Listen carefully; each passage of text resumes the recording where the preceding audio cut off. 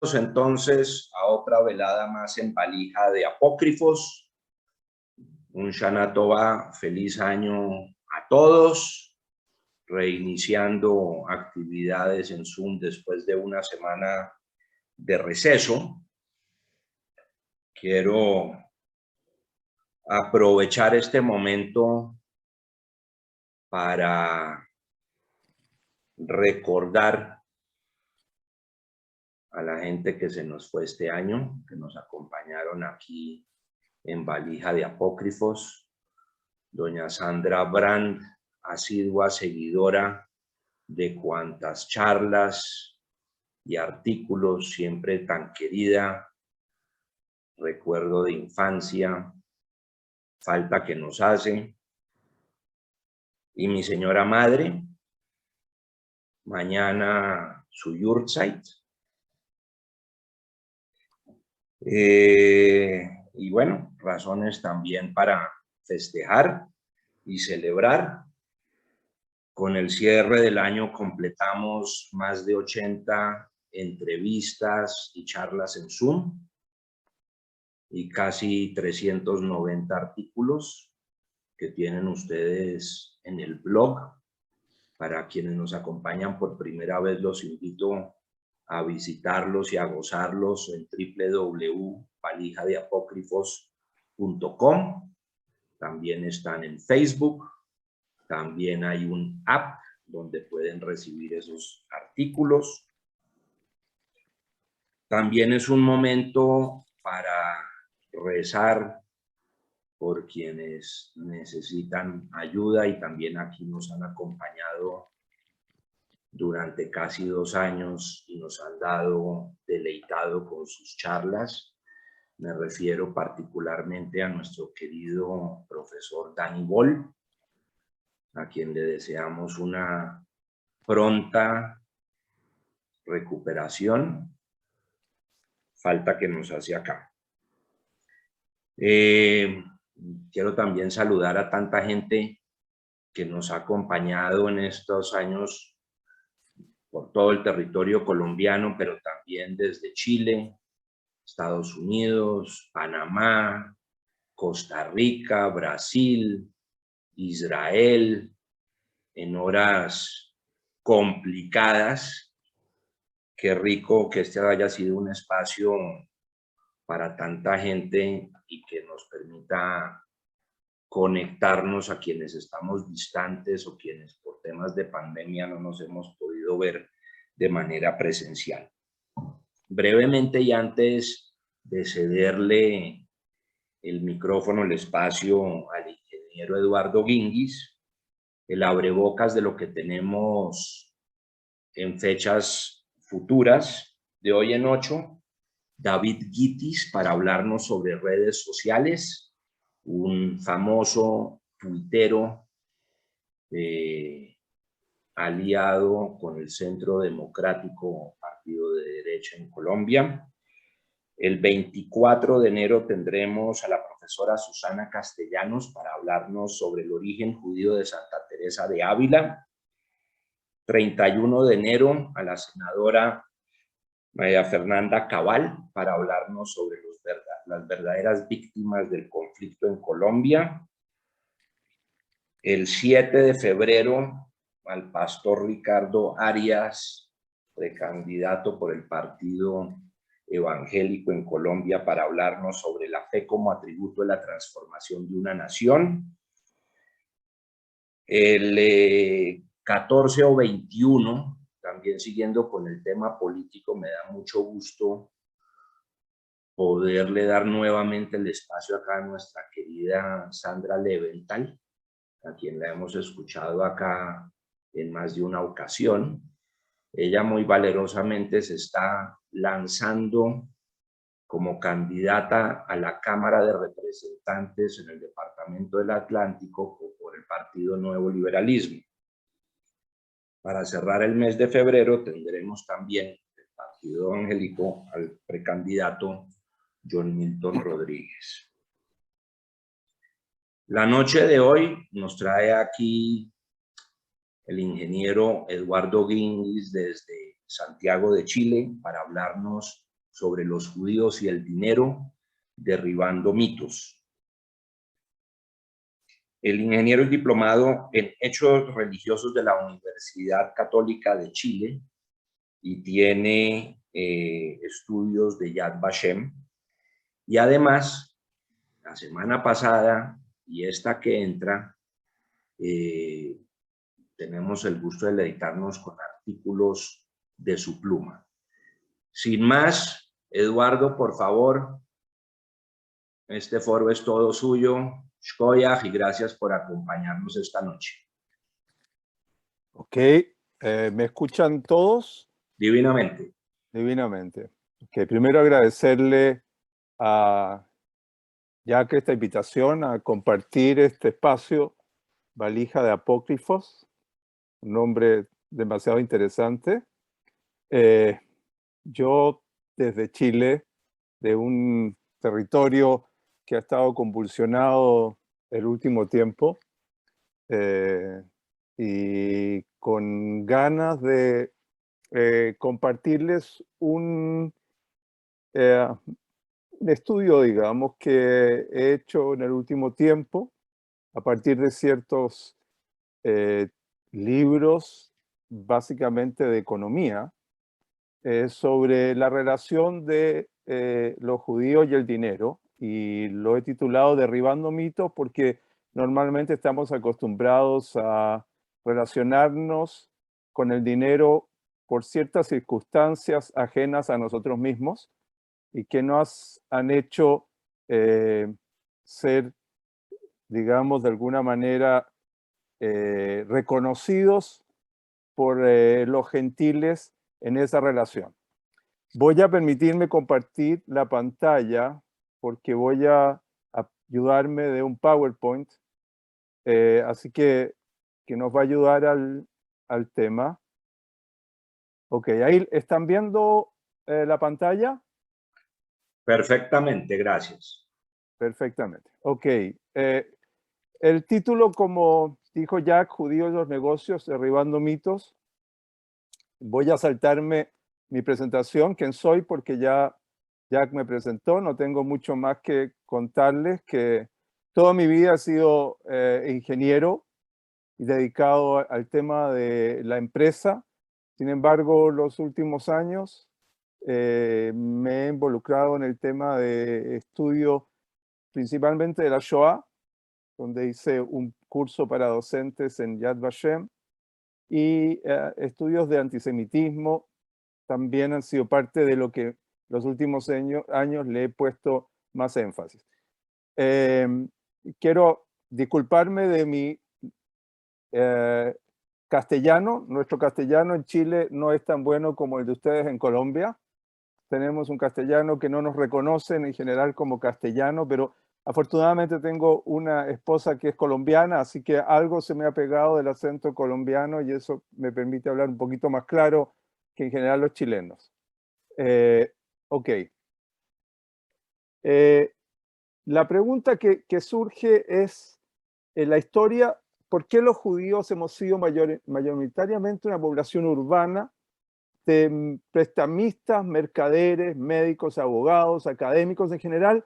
Hemos estado ligados a las actividades que se desarrollan en la ciudad. No hemos sido agricultores desde hace muchos siglos.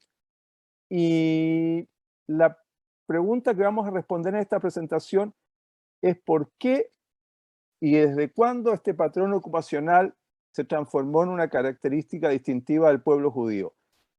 No es casualidad que los judíos tengamos una participación especial en este tipo de actividades mucho más representativa de lo que como individuos somos parte de la sociedad. Pues somos apenas un 0,5% de la población mundial y sin embargo tenemos representaciones mucho más amplias en todos esos ámbitos.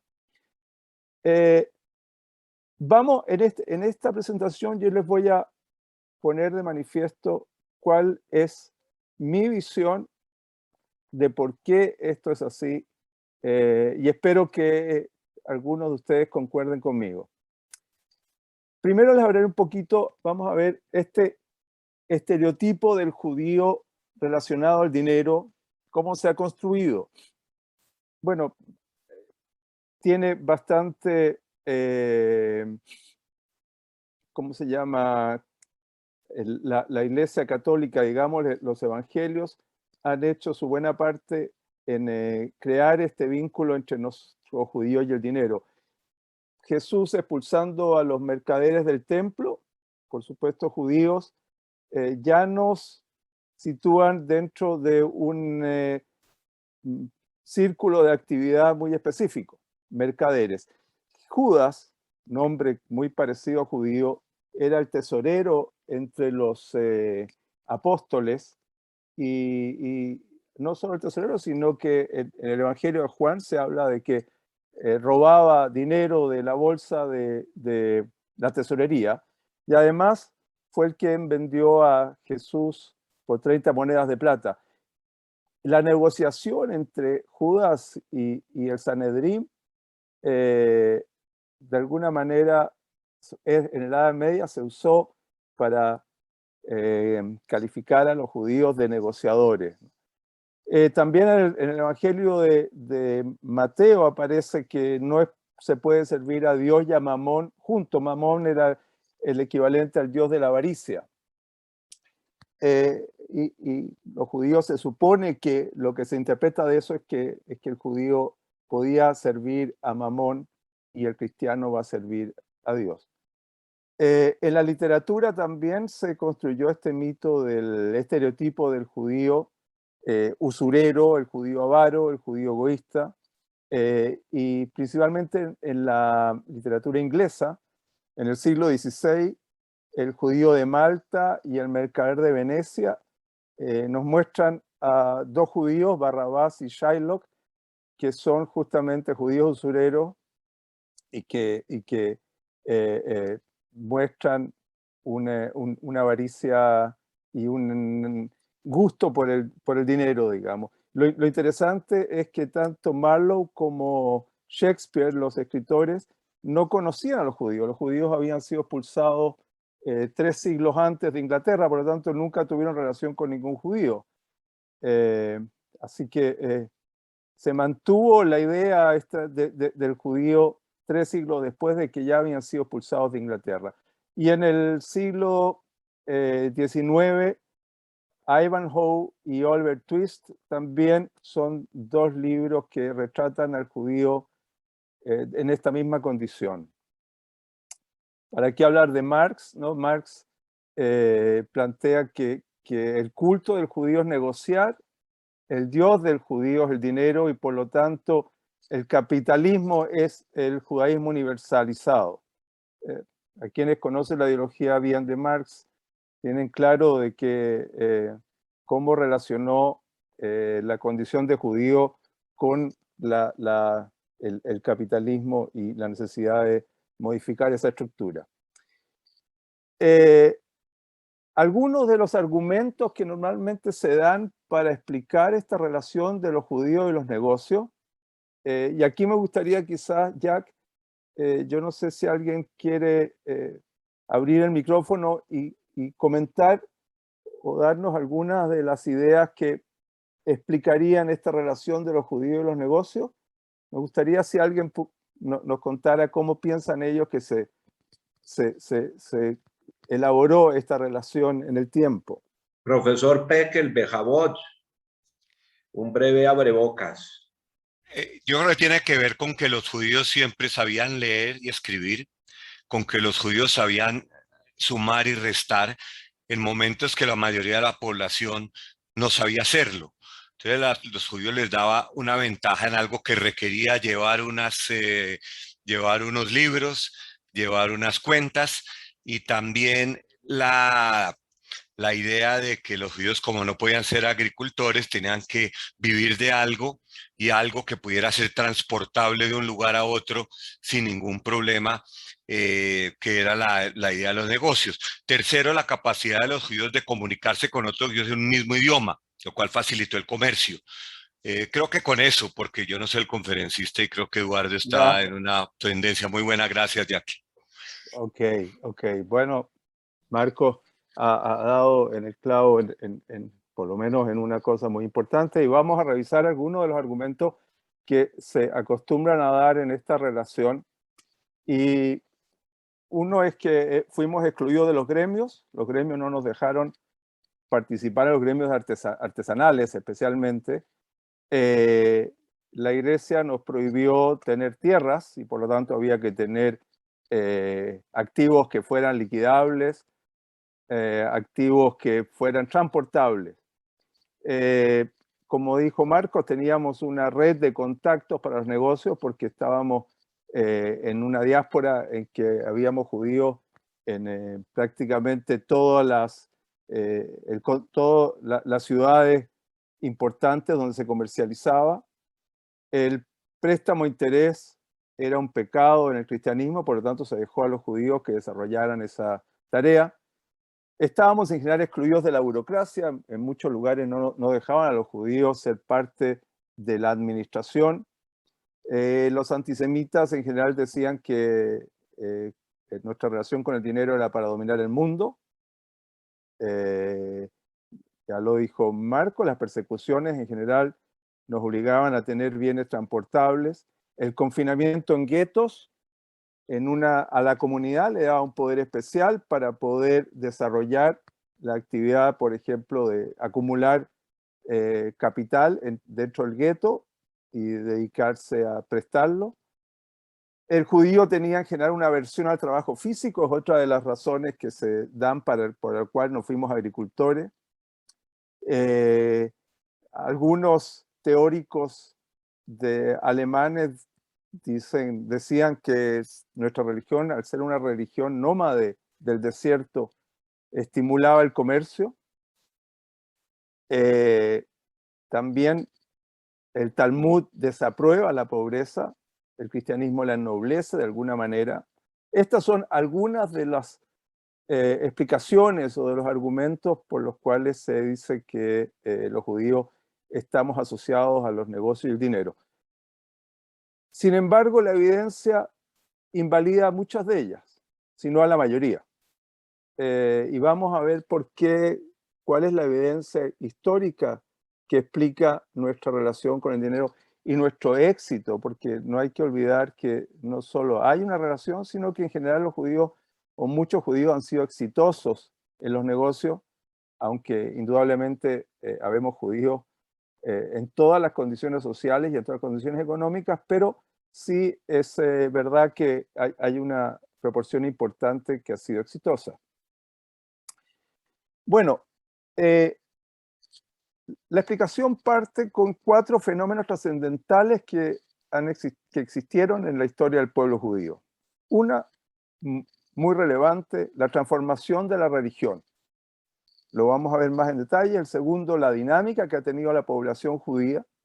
El tercero es una transición ocupacional. Pasamos de hacer ciertas actividades a ocupar otras actividades. Y el cuarto es la migración. Nos dispersamos en el mundo y eso ayudó sin duda a esta relación con el dinero.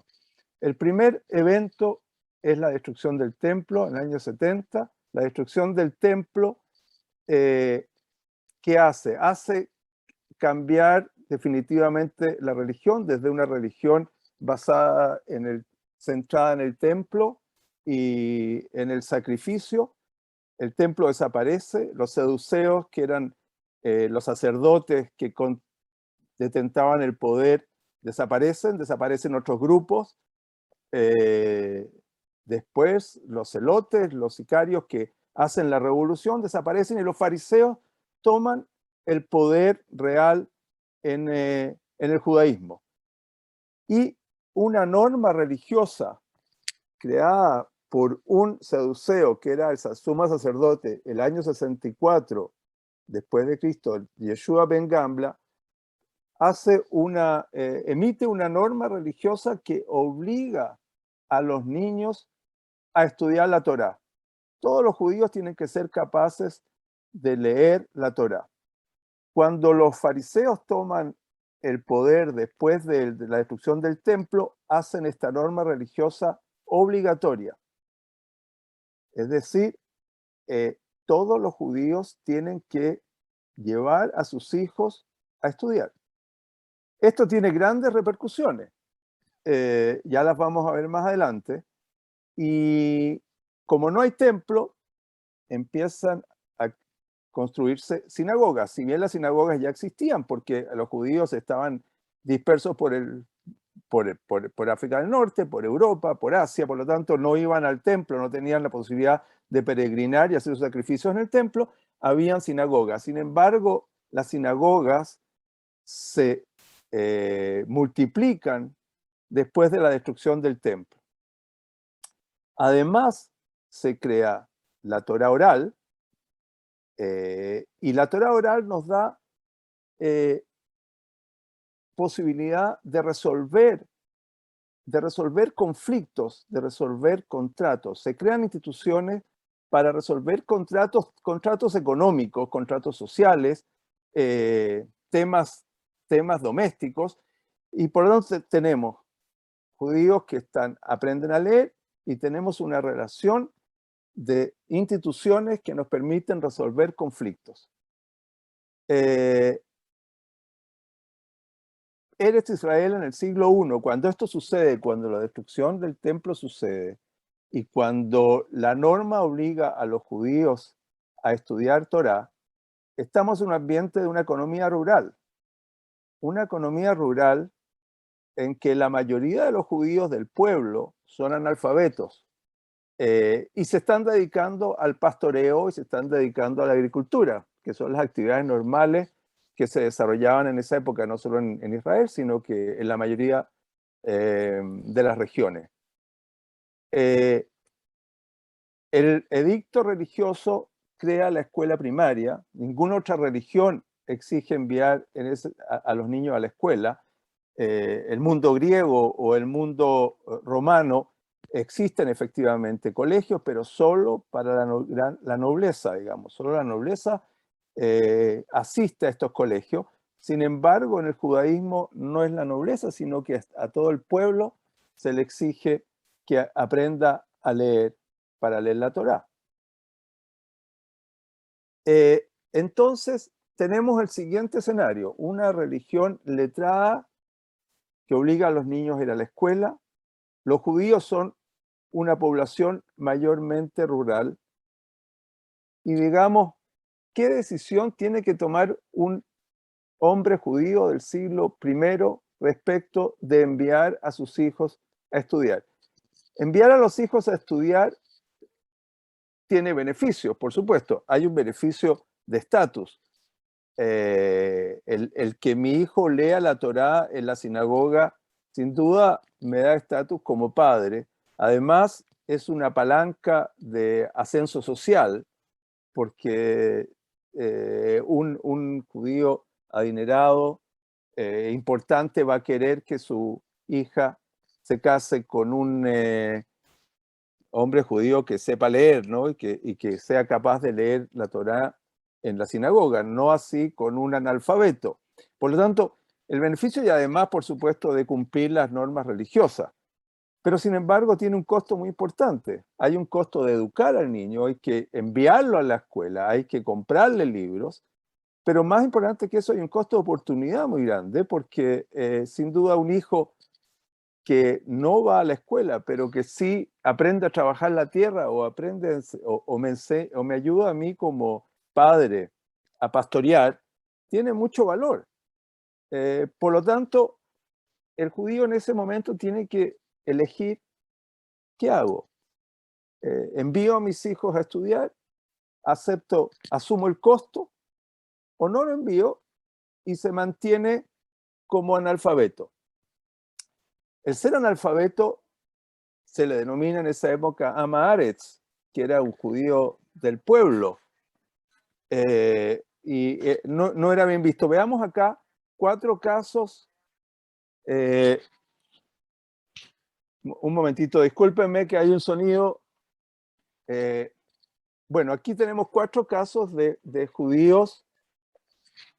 Espérenme, discúlpenme un segundo, por favor.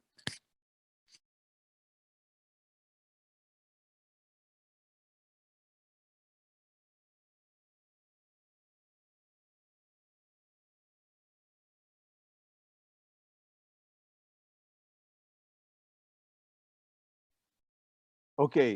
¿Me escuchan de nuevo? Ok.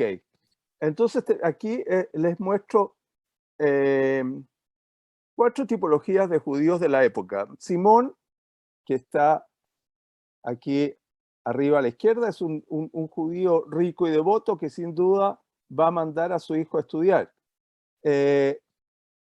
Tenemos el caso de Eliau, que es un judío rico, pero no es religioso, no es devoto. Seguramente él va a decidir enviar a su hijo o de pronto no enviarlo porque realmente no va a recibir beneficio de que su hijo sea letrado. Reubén es un Mamaharetz, es un peón de la tierra, no tiene posibilidad de enviar al hijo a estudiar. Y Eliezer y Benjamín son 2 muchachos hermanos en esa época. Eliezer va a la sinagoga, por lo tanto sí va a hacer todo su esfuerzo en enviar a sus hijos a estudiar. Y Benjamín, que tiene vergüenza de ser Amaharetz, también va a hacer un esfuerzo de estudiar. Y así hay casos de cómo enfrentan los judíos el tema de la educación de sus hijos.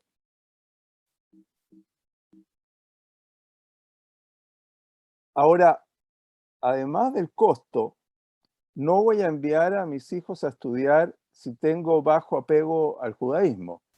Tampoco si tengo bajos ingresos, si mis hijos son flojos, si el escenario económico es complicado, si hay sequía, si tengo problemas para trabajar la tierra, no voy a enviar seguramente a mis hijos a estudiar. En resumen, en una sociedad agrícola de subsistencia como es la del primer siglo de nuestra era, la inversión en la educación de los niños es vista como un sacrificio religioso con un retorno económico por lo menos que no lo tiene.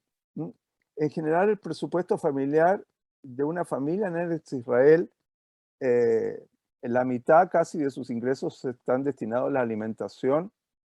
El 30% tiene que pagarlo en impuestos, tanto lo pagaba antes al templo y también te pagar impuestos a Roma, y apenas el remanente tiene que usarlo para abrigo, casa, salud, etcétera. Poco le queda para poder enviar al hijo a estudiar. Entonces surge una siguiente pregunta. Si no envío a mi hijo a estudiar y me transformo en paria, ¿qué hago? ¿Me mantengo como paria o hago o tomo otra decisión? Y la decisión que tuvo que tomar el judío en esa época fue permanecer como judío paria en una comunidad en que es un analfabeto o convertirse. No olvidemos que en esa época habían muchas,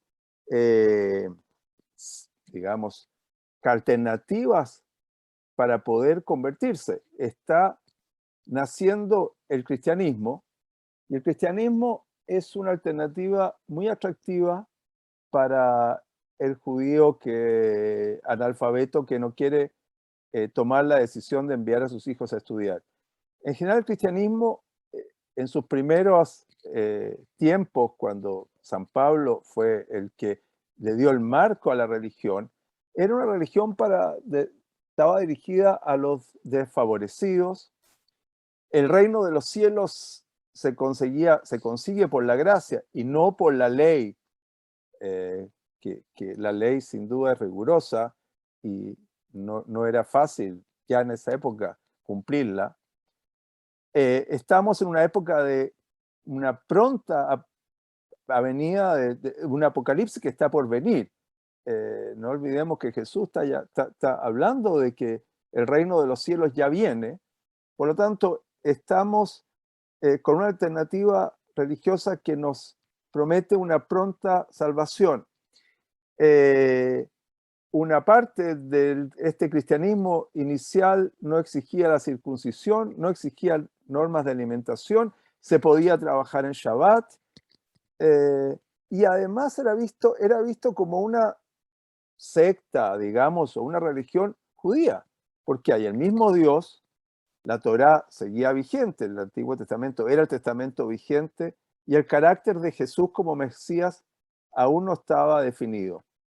Y más adelante no había si se adscribía a la religión cristiana, no había que pagar impuestos a Roma. Por lo tanto, en ciudades con alta población judía, el cristianismo se nutrió de estos judíos rurales, principalmente analfabetos. ¿Y qué pasó? Los judíos analfabetos con poca devoción a las nuevas normas religiosas presentaron una tasa de conversión absoluta alta, se convirtieron muchos. Y a medida que el tiempo transcurrió, estos judíos remanentes que quedaban siendo judíos eran todos alfabetizados. O sea, nos fuimos convirtiendo en un pueblo que sabía leer y escribir. Más adelante, efectivamente, se agregaron otras materias que al principio no estaban. Solo se enseñaba a aprender a leer y a escribir. Después se fue agregando otras asignaturas como para aprender álgebra, aprender sumar, restar y varias más. Entonces, digamos que en la época talmúdica y hasta el siglo VII, la comunidad judía era una pequeña comunidad rural, en la cual la gran mayoría eran letrados, si no todos. Y dado que en las economías rurales, porque estamos en una economía que sigue siendo hasta el siglo VII una economía eminentemente rural, por lo tanto los judíos educados no tienen ocupaciones a las cuales desarrollar su ventaja, ¿no? Su habilidad, porque saben leer y escribir, pero no hay ocupaciones normales y en cantidad para aquellos que saben leer y escribir. Por lo tanto, en largo plazo, en estas condiciones el judaísmo difícilmente hubiera sobrevivido en una economía rural de subsistencia, expuestas a choques económicos. Digamos que cada vez que hay un choque económico por un problema de guerra o un problema de epidemia o un problema de sequía, resulta que hay que trabajar más la tierra, ¿no? Entonces, hubiéramos ido disminuyendo en nuestra población en todos estos casos si no hubiera habido otro gran hecho histórico. Miren, este es el tamaño de la población judía. En el año 65 se calcula que habían alrededor de 5 millones de judíos, tanto en Eretz Israel, en Egipto, en Mesopotamia, en Persia, también había algo de judíos en Roma, en la Europa occidental, y estos 5 millones representaban el 9,5% de la población en la cual los judíos vivían. Sin embargo, el año 650, la población judía disminuyó a un poco más de 1 millón de personas, representando apenas el 2,4% de esa misma población. Y claro, esta disminución dramática de la población judía no se explica ni por guerras, si bien hubo efectivamente la revolución y las guerras judío-romanas, se supone que en esas guerras alrededor de 1 millón, un poco menos de 1 millón de judíos fueron asesinados, digamos, o murieron en la guerra. Sin embargo, no hay otra explicación, no hay más guerras, no hay más persecuciones. Las pandemias afectaron tanto a la población judía como al resto de la población. Por lo tanto, no existe otra explicación para entender la disminución dramática de la población judía que la conversión. Los judíos se convirtieron, en su mayoría al cristianismo, algunos lo hicieron también al helenismo en las primeras etapas. ¿Y qué hubiera pasado si este mismo tendencia hubiera seguido? Seguramente, hubiéramos disminuido bastante más. Sin embargo, ocurre un fenómeno dramático que nos ayuda a hacer esta transición y elevar la población entre el año 650 al año 1170 se acaba esta tendencia y al revés, crecimos en población absoluta. Y este evento dramático que existe y que ayuda al crecimiento de la población judía es nada menos y nada más que el advenimiento del imperio musulmán. Miren ustedes, Mahoma funda uno de los imperios más extensos, urbanos y comercialmente desarrollados, que abarca desde Persia hasta la península ibérica.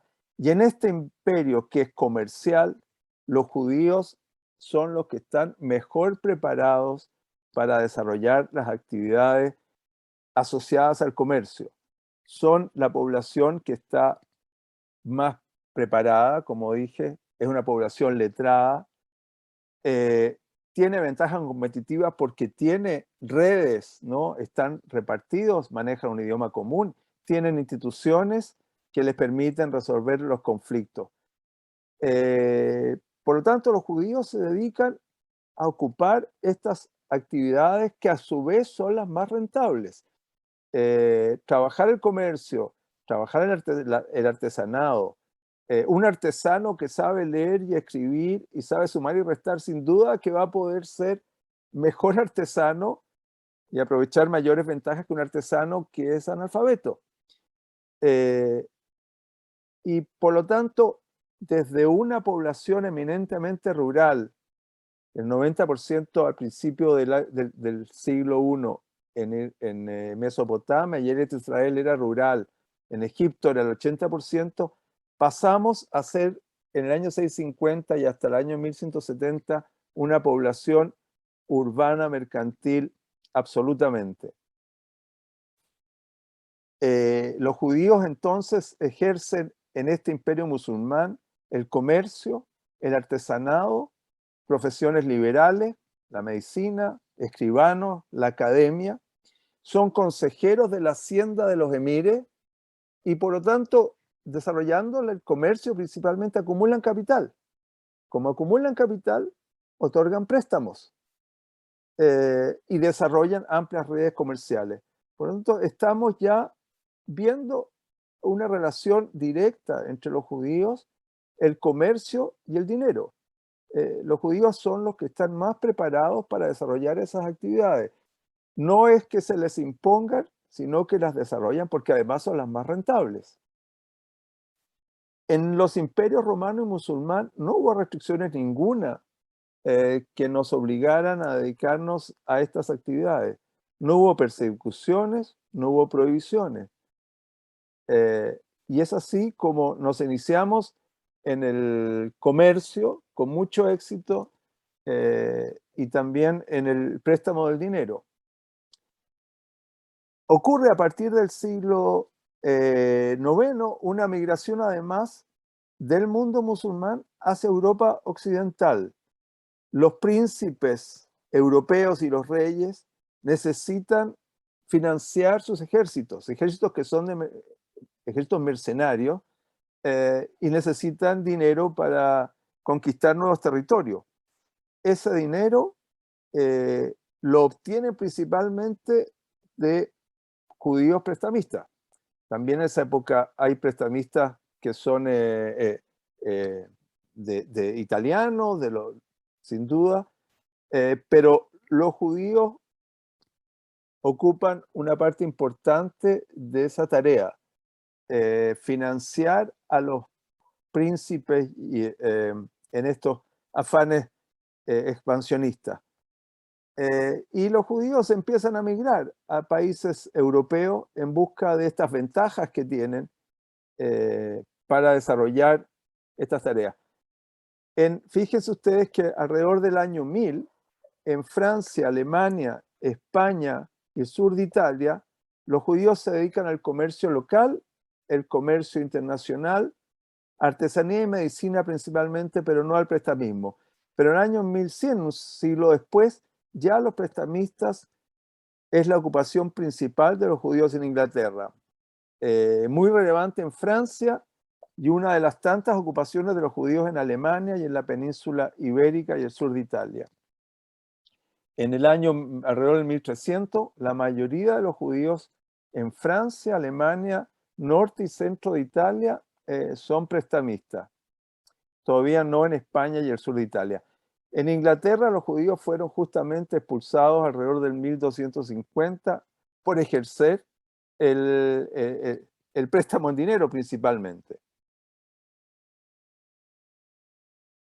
Entonces, como vimos, esta cosa que los judíos fueron segregados al prestamismo porque no poseían tierras y fueron expulsados de los gremios, o que la sura estaba prohibida para los musulmanes y cristianos, provocó la especialización judía, no es válido. No es esa la razón por la cual estábamos dedicados al comercio. Y miren, aquí hay una tabla que muestra las regulaciones en los distintos países de Europa. En general, la propiedad de la tierra hasta el año 1200 no era prohibida para los judíos. Los judíos podían poseer tierra, pero sin embargo, poseer tierra no era la actividad más rentable. La actividad más rentable era dedicarse al comercio y al préstamo en dinero, que sin duda el préstamo en dinero requería conocimientos, habilidades y asumir riesgo.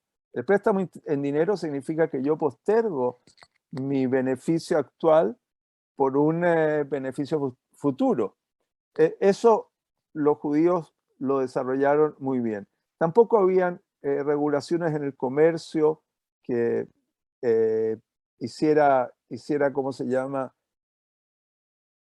dificultad al judío para cumplir estas actividades. ¿Y qué pasa en el 1170? Ocurre, ahí vuelve a caer la población judía porque viene el imperio, el imperio musulmán es atacado por los mongoles y cambia la estructura económica de esa región. Los mongoles eran una sociedad bárbara que claramente el comercio colapsó, y por eso justamente en esas condiciones los judíos volvieron a disminuir en población. Entonces, ¿cuál es el factor común que explica esta evolución histórica entre el siglo I y el siglo XV? Este crecimiento, primero una caída de la población, después una subida en la población, una transición desde la economía rural a una economía urbana, y la migración, básicamente,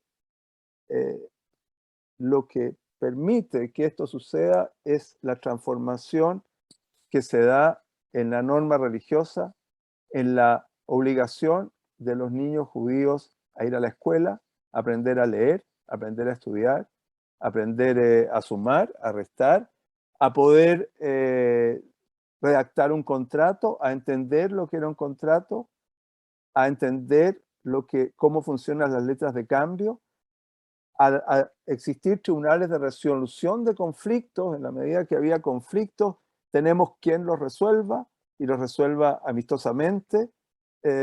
Esto dio ventajas absolutas y ventajas competitivas a los judíos para que se desarrollaran en el comercio y básicamente en el préstamo en el dinero.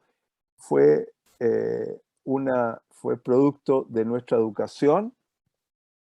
Como dijo Marcos al principio, ese fue el factor fundamental que nos llevó a tener esta ventaja y a desarrollar el crédito, una de las transformaciones más importantes en el sistema económico. Es desarrollado principalmente por estos judíos que son letrados. La conclusión que yo puedo hacer de esta presentación, y es lo que yo he entendido, es que esta vocación para los negocios no proviene de aquella una visión persecutoria de la historia judía, que nos prohibieron, que nos persiguieron, que no podíamos desarrollar otras actividades. No es así. Las restricciones, las persecuciones y las expulsiones son la consecuencia de nuestra capacidad, la consecuencia de nuestra educación, y no es la causa por la cual los judíos nos dedicamos a los negocios en general, digamos, a las actividades comerciales o a las profesiones liberales. Por último, les muestro acá un gráfico de un premio Nobel de literatura en que muestra actualmente cuál es la rentabilidad de la inversión, el retorno de la inversión en educación en la niñez, y cómo este retorno de la inversión, que en la etapa prenatal y a los 3, 4, 5, hasta los 5 años, el retorno que produce la inversión en la educación en niños es muy superior al retorno que produce, por ejemplo, la inversión en el colegio y en las universidades, digamos. Lo que en nuestros países no se entiende bien, porque por lo menos en el caso de Chile, este gráfico está absolutamente tergiversado, y aquí se ha invertido más en las universidades que no tienen mucho valor en muchos casos, que en la educación en la niñez. Y por último, quiero hacerles escuchar a aquellos que venimos de los países europeos, que somos ashkenazí, una canción típica de nuestros abuelos, que la escuchamos todos nosotros y que nos emociona cada vez que la escuchamos. Y como vamos a ver de la canción, que todos seguramente la conocemos, cómo sitúa la educación de los niños en la forma, en el centro de nuestra relación como judíos. Los dejo con esta canción, ojalá que se escuche bien.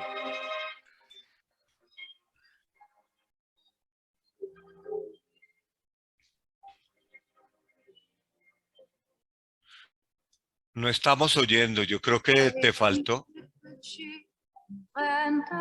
Ahora sí.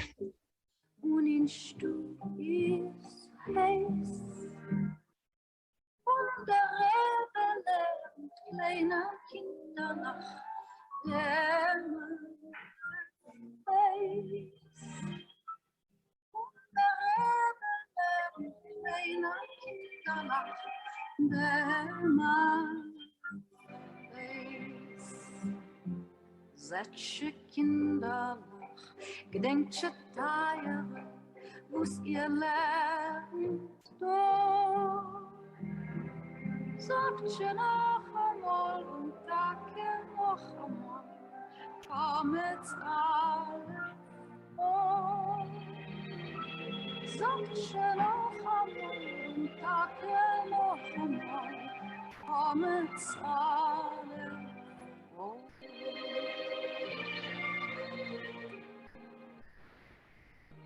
Lernt Kinderlach, lernt mit Freude, lernt dem alle Fleiß. Glücklich ist der Jedus, kennt die Teure und dus alle Fleiß. Glücklich ist der Jedus, kennt die Teure und dus alle Fleiß.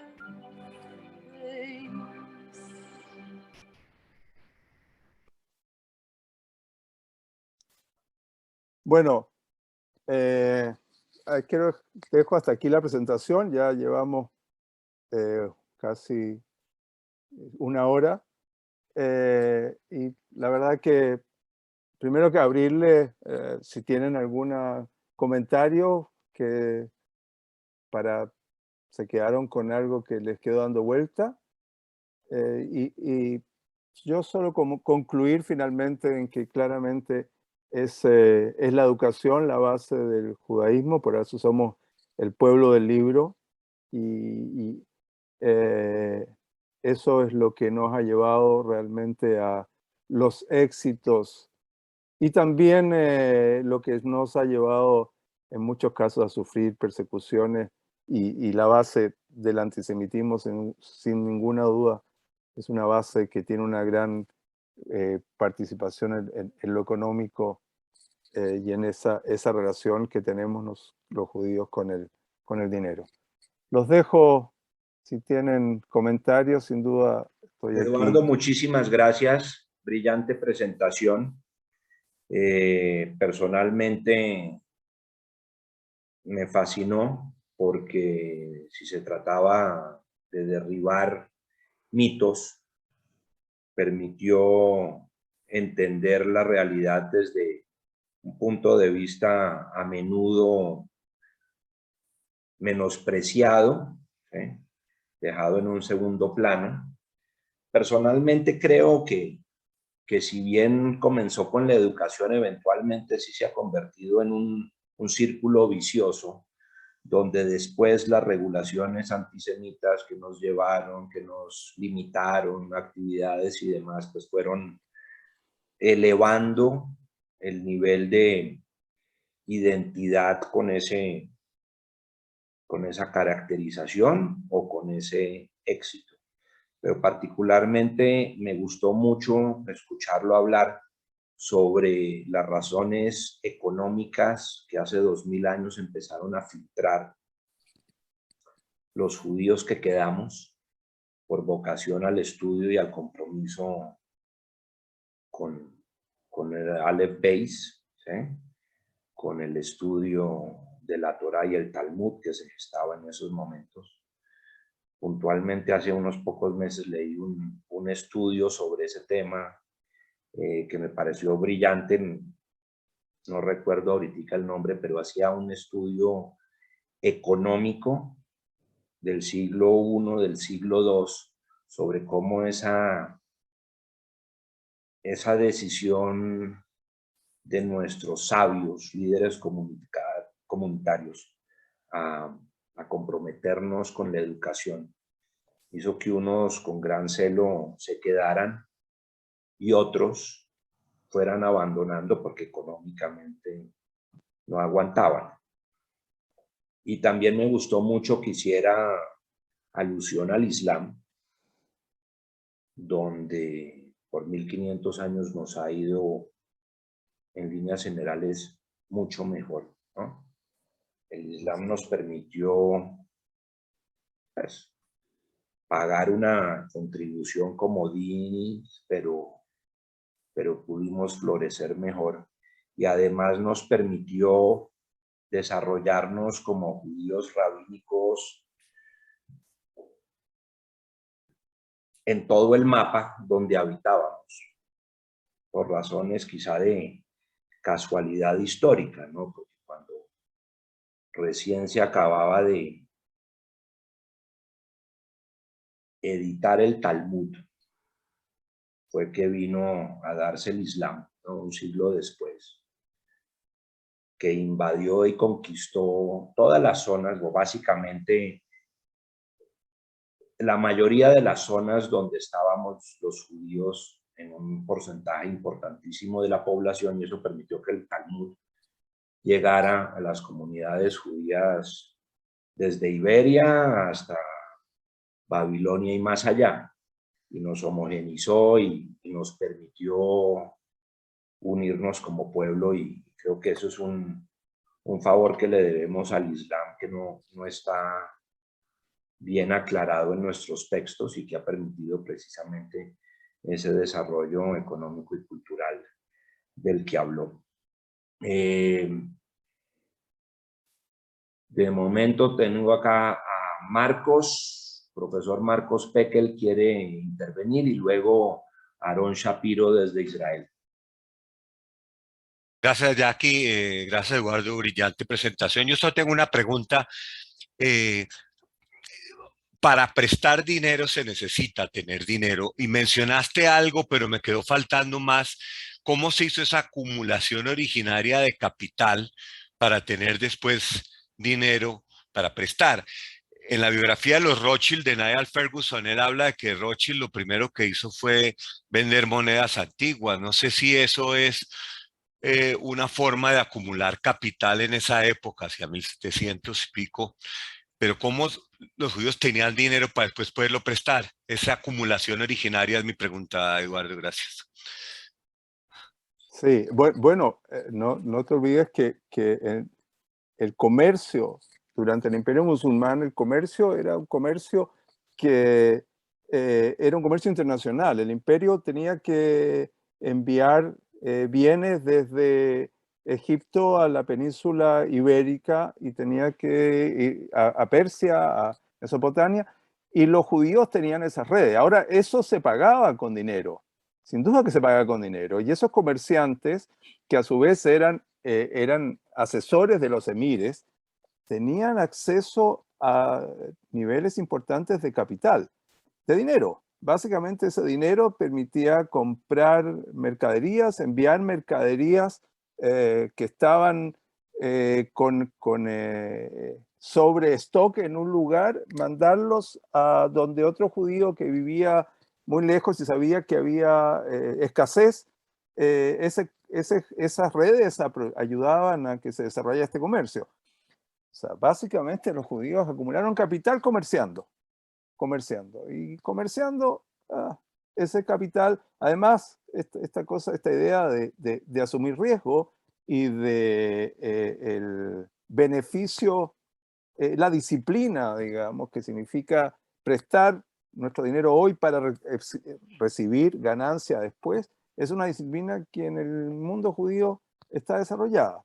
Por lo tanto, no me cabe duda que es el comercio la fuente de esta acumulación de capital. Pero es una consecuencia de la educación misma. Hacer dinero es una consecuencia de la educación misma. Ahora, el préstamo en dinero es una actividad muy rentable. Y olvidémonos de la usura. El prestar dinero es una actividad rentable porque conlleva mucho riesgo.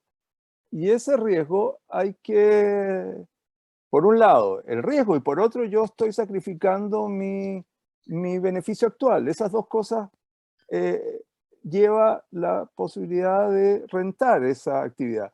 Y el préstamo de dinero era muy rentable. Y por supuesto, cada uno de nosotros elige la actividad que nos genera más rentabilidad.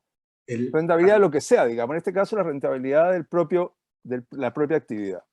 Ahí agregaría yo que cuando usted dice que era muy rentable, pues es precisamente porque en la medida en que no estaban desarrollados esos canales de comercio, no existía esa población que podía tener un hermano, un primo en otra localidad con un idioma en común, ¿no?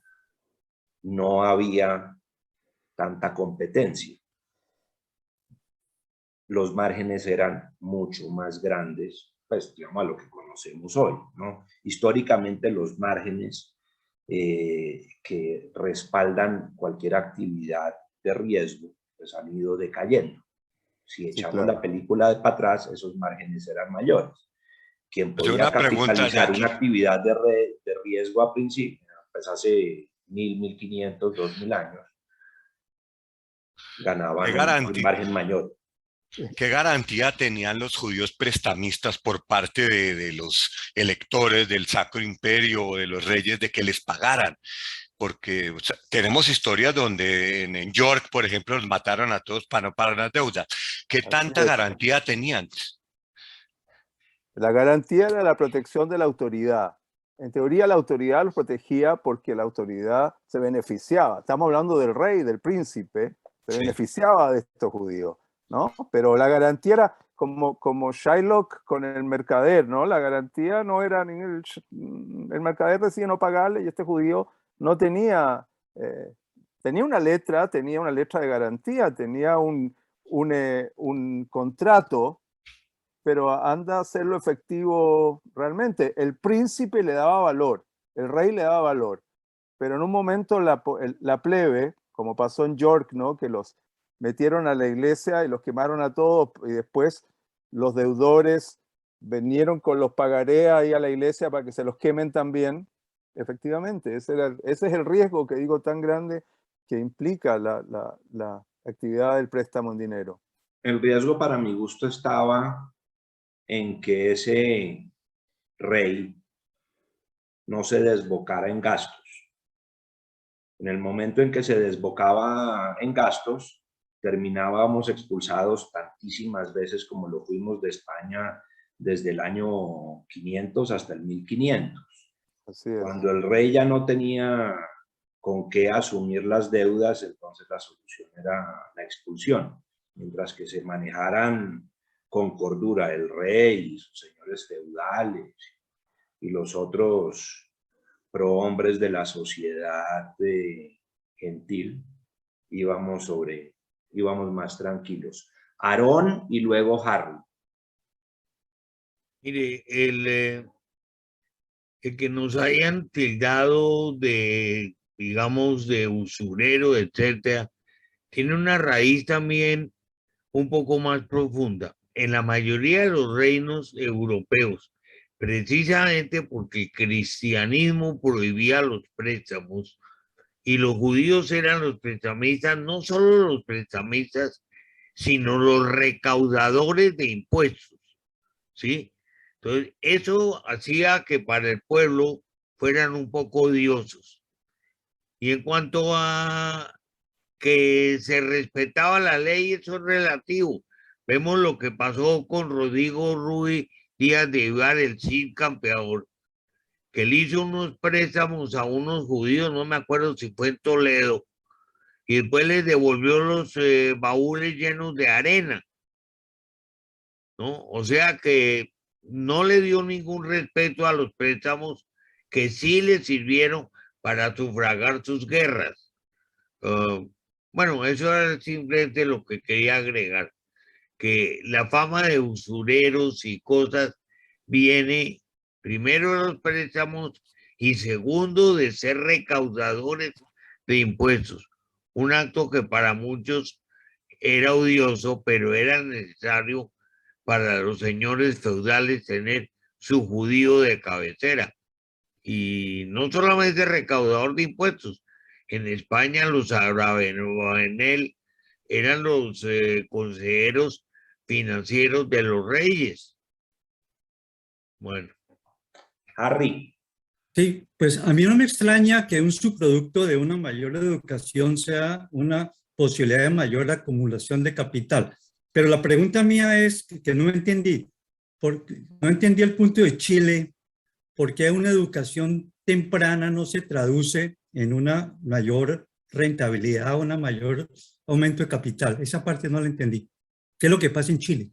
No, lo que quise, en Chile, hace unos años atrás, hubo una exigencia de los estudiantes para que se invirtiera, el Estado invirtiera en las universidades de modo de hacer la educación universitaria gratuita.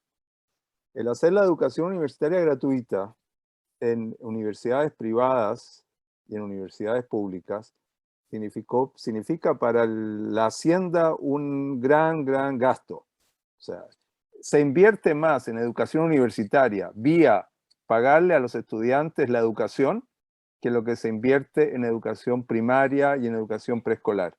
Esto es lo que no... es un resultado de una presión política, sin duda. Los niños no votan, pero los muchachos que entran a la universidad sí votan.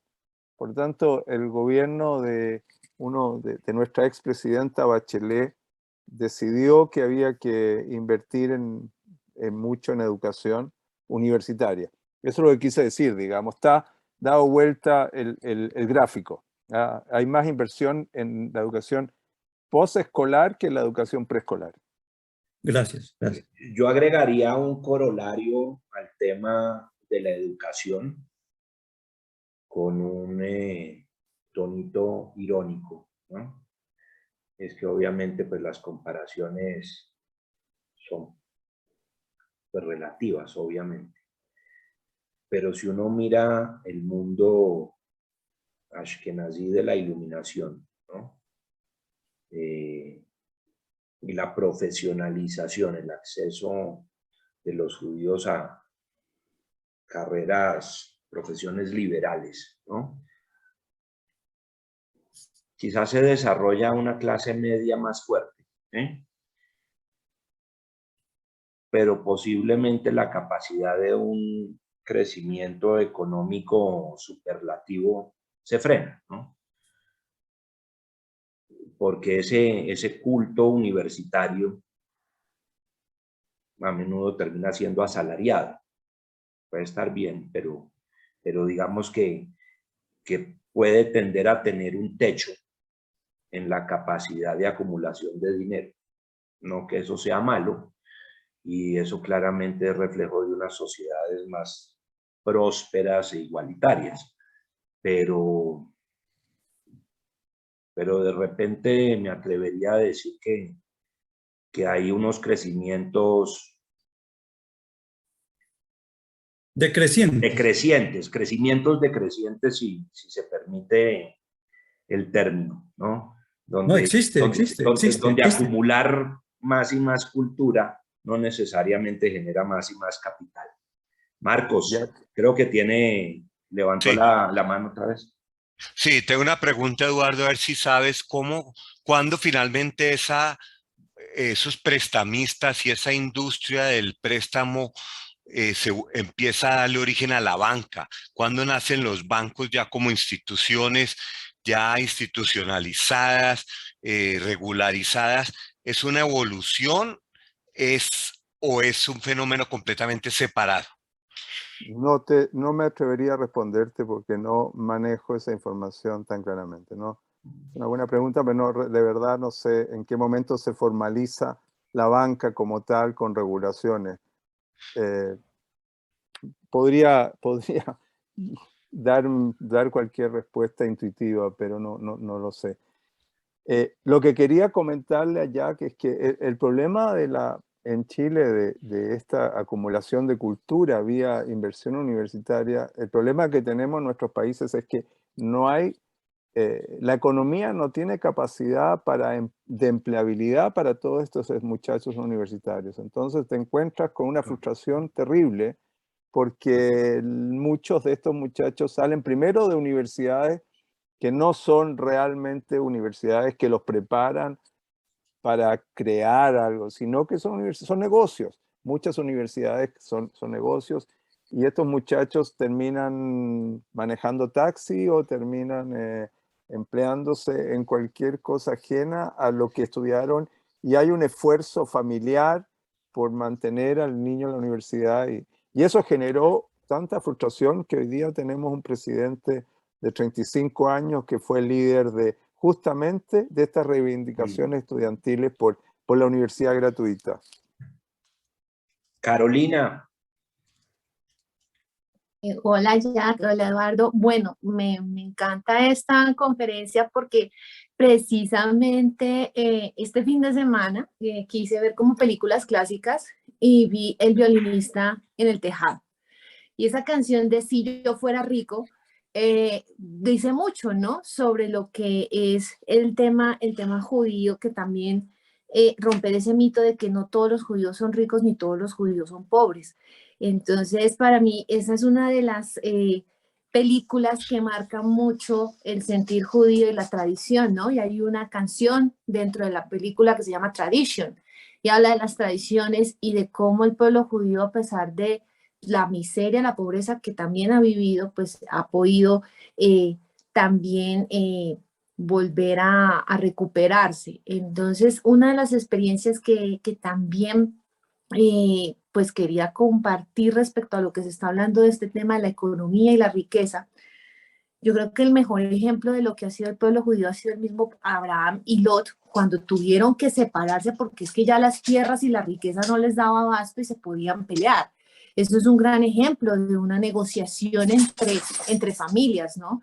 Y ahora actualmente lo que yo creo, y es una experiencia que me dejó el tiempo que yo viví en España y lo que pude recorrer de Europa mientras que estuve estudiando, Y es un problema que tenemos los latinos.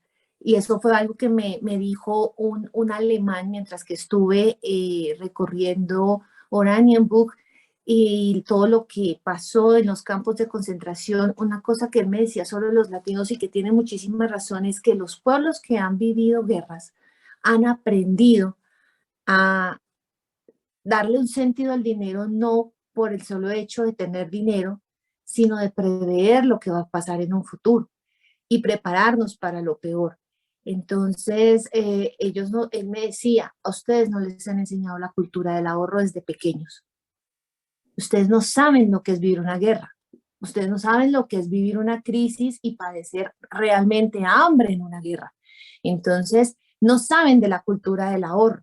Y tampoco tenemos dentro de los colegios y las universidades una materia de economía del hogar, como sí la están implementando en muchos lugares en Europa, que les enseñan a ahorrar desde pequeños, les enseñan a entender el valor del dinero.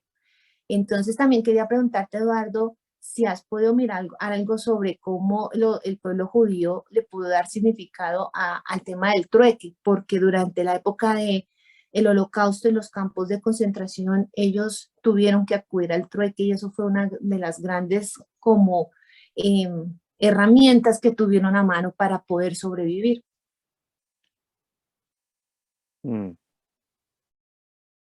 Bueno, digamos que la época del Holocausto es una época tan dramática que la verdad que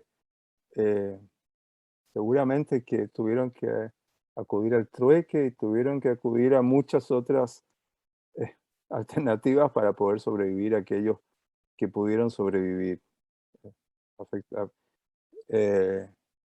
El judío siempre creyó que un problema grave en el Holocausto es que el pueblo judío siempre creyó que la autoridad lo iba a proteger, ¿no? Y se encontró en un momento de la historia en que ninguna autoridad lo protegió, sino que al contrario, la autoridad fue la que finalmente, en todos los casos, tanto en Alemania como en todos los países que fue dominado por Alemania, la autoridad fue justamente quien los llevó a los campos y quien los asesinó. Así que bueno, no te puedo decir, seguramente que el trueque fue una forma de sobrevivir.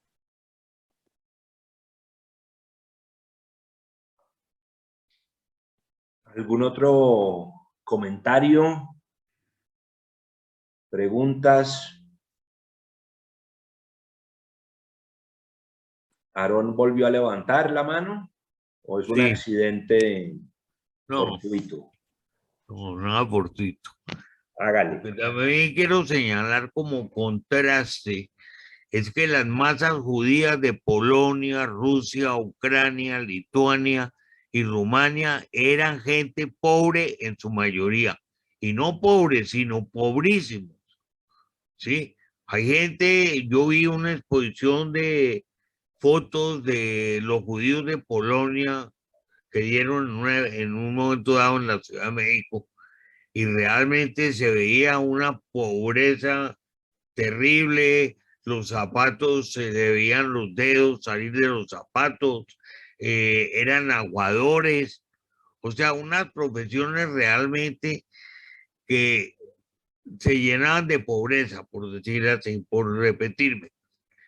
Así que en contraposición contra los judíos del Mediterráneo, ¿no? Que yo no creo que eran tan pobres, tenían otro estatus económico, y solo quería señalar eso, el contraste de las poblaciones de la Europa Oriental con el resto del judaísmo europeo. Y para rematar eso, yo diría que para resaltar el valor de la educación, es que esos judíos pauperizados, miserables de Europa Oriental, nuestros padres, nuestros abuelos, la mayoría de quienes estamos acá en este foro, cuando se les dio la oportunidad o pudieron aprovechar el cuarto de hora para montarse en un barco y cruzar el océano a llegar al Golden Medine, ¿no? A esa tierra prometida en el continente americano, ¿eh? Porque sabían leer y escribir, sumar y restar, y asumir unos riesgos, ¿sí? Se metieron de clappers, ¿eh? Y en buena medida, pues son o han sido generaciones muy diferentes a esas pauperizadas de Europa Oriental, porque aprovecharon el cuarto de hora y este continente nos dio las oportunidades para lucirnos, ¿no? Entonces vuelve al tema de la educación y la oportunidad, las circunstancias que se brinden en nuestro entorno. Y valga la pena decir una cosa, que precisamente por eso brota el hasidim. Ante esa pobreza y que le tenían a los judíos pobres por allá tirados al final de la sinagoga, que no les ponían tanta atención, por eso también surge el hasidismo, darle la oportunidad a la gente que no tiene nada. Ahora, no te olvides que en esa Europa Oriental no solo los judíos eran paupérrimos, Europa Oriental era paupérrimo. Las masas pobres eran pobrísimas, no es lo mismo en la Europa Occidental, la cosa era muy distinta. Los campesinos polacos, los campesinos ucranianos, los campesinos rusos eran pobrísimos, tan pobres como los judíos. Pero en la ciudad no. En cambio, los judíos de la ciudad también eran pobres. No, había pobreza, son países pobres, países muy pobres. Yo estoy hablando de una cosa general, yo no voy a hablar de excepciones. El judío en general eran masas de gente pobre. Las masas de otras gentes, pues sí, había pobres, pero había esas clases súper adineradas, ¿no? No, pero los judíos tenían mucha gente muy pudiente. En Polonia todas las redes de ferrocarril las construyeron judíos y también había judíos en las profesiones liberales en Varsovia que eran miles de miles. O sea que yo creo que pero no era una gran pirámide. mayoría, Pero eso fue en los últimos años. En el 1600, 1700, cuando llega la Escalá y cuando sale del hasidismo, la gente era pobre, no eran masas con dueños de ferrocarriles, ni mucho menos. Pero bueno, pero en el 1600 es... Hubo judíos ricos, sí, pero las grandes masas de Europa Oriental estaban pauperizadas. Por supuesto, como en todo, el Lodge, la industria, en mucha parte de la industria la tenían los judíos, eran dueños de industrias. Pero eran pobres como era, no, digamos, no les permitían desarrollar su actividad, como dices tú, cuando lograron entrar en un ambiente que les permitió competir, que les dio libertad, el judío floreció. ¿Y por qué? Porque tenían esa capacidad educativa, digamos, esa era la ventaja competitiva del judío. Así es. No teniendo más comentarios, cerramos la charla por hoy. Aprovecho para invitarlos el próximo lunes a escuchar a David Guitis hablarnos de redes sociales en política colombiana. A Eduardo, un fuerte abrazo, sentimiento de gratitud por esta charla tan brillante, tan agradable, una manera excepcional de retomar estas actividades este año. Y bienvenido acá para cuando quiera volver a ilustrarnos con otro tema. Este es su espacio. A todos, muchísimas gracias, una feliz noche y hasta el próximo lunes. Gracias, Jackie. Gracias a todos. Hasta mañana.